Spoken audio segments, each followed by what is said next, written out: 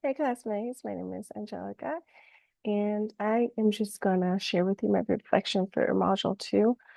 When it comes to L1s and L2s, I read the article by Michael Rost where it spoke about the affective domain, which is the resilience and initiative, which I can relate completely to that because as a language learner, you have to have that resilience, especially when you're learning a new language that is not your L1.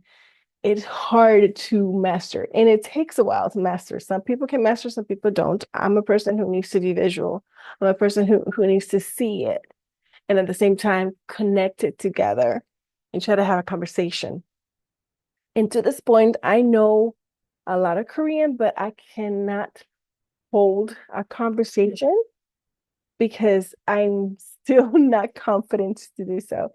And there's an example in the article, but this conversation between a Japanese student and his host's mother, because he's studying abroad apparently in this place, and how they're trying to communicate something, and her being the dominant in the L1, which is English, and the student who has the L2, which English will be the L2, trying to speak to the person, try to express what they want, saying the organization of words, trying to associate it with them, and for the receptor, which is the host, to understand what they're trying to say and to have that patience and resilience for that.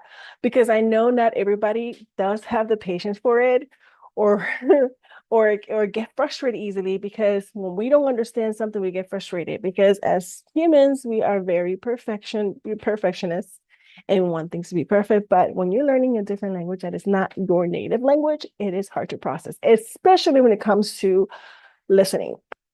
And I find that as a language learner, I find it very difficult for me when it comes to listening, in a sense, especially when the native speaker, they have a speed that they use in their words that makes it a little harder to understand. And sometimes you feel like kind of like trying to communicate in a way that can understand broken Korean, I could say, for example me in broken Korean, trying to speak broken Korean. And you can see the frustration sometimes, but then you see those professors that have that patience and they see when you're trying to communicate with them. So with this article show me that having that resilience and having that in initiative to actually stop and listen to what they're saying, having to have that essence of listening, which is the cognitive domain, is very important to have.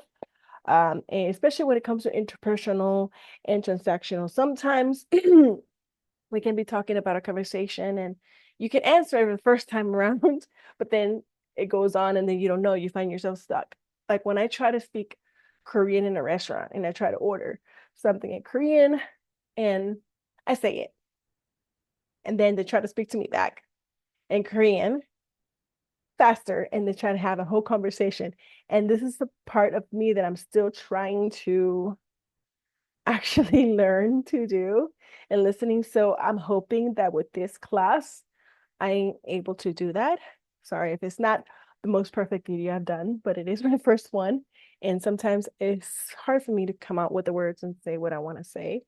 But based on this article, I found that it's really relatable for me when it comes to L1s and L2, and having to break down those three parts, like the affective, the cognitive domain, and the pragmatic ones, is structures that I'm going to be learning throughout this class. And I'm looking forward to doing so with you guys and the professor. So, in my opinion, this is something that is hard, but it can be done.